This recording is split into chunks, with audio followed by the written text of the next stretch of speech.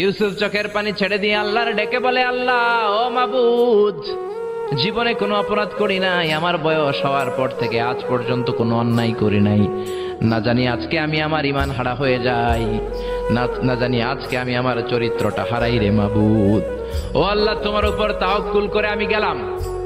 কালিমামা সাইয়েদনা ইউসুফ আলাইহিস সালামকে নিতে লাগলো, আর দরজার মধ্যে বড় বড় এক একটা তালা ঝুলাতে লাগলো। 60টা তালা ঝুলানোর পরে সাইয়েদনা ইউসুফকে স্পেশাল ঘরের মধ্যে ঢুকিয়ে কালিমামা আরেক দরজা দিয়ে বের হয়ে যায়।